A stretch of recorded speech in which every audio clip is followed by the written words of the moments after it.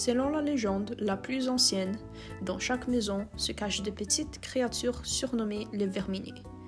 Ils guident les humains dans leurs travaux miniers et leur transmettent tout leur savoir.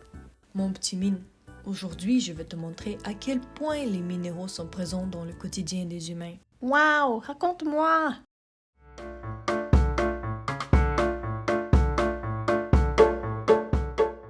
Tout ce qui est présentement sur cette table existe grâce aux minéraux.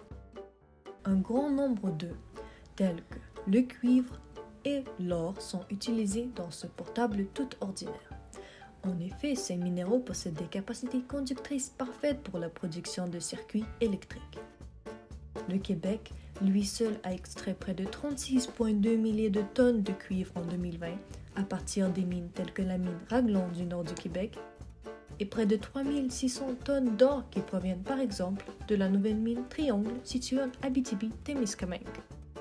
Sans minéraux, il n'y a pas de gadget électronique. De plus, ces crayons sont fabriqués à partir du graphite, un minéral indispensable et nécessaire notamment à la production des batteries pour les véhicules électriques et au stockage d'énergie renouvelable, qui permet de réduire en outre la quantité de gaz à effet de serre. Sans ces minéraux, toutes nos actions seront irréversibles. Des fois, on ne soupçonne même pas la présence de minéraux dans certains objets. Le vernis à ongles contient du mica, exploré au Québec par la mine du lac Lédontal. Ce minéral possède un lustre soyeux et une texture très lisse. Aussi, le rouge à lèvres contient souvent du talc qui absorbe l'humidité et rend la couleur opaque. Sans minéraux, il n'y a donc pas de beauté artificielle. Effectivement. Sais-tu même que ce toast existe grâce aux minéraux? Pour griller le pain, ils ont utilisé un grille-pain qui est en gros fabriqué à partir du cuivre, du fer, du nickel et de l'aluminium, comme le sont presque tous les produits électroménagers. Sans minéraux, il n'y a donc pas de cuisine.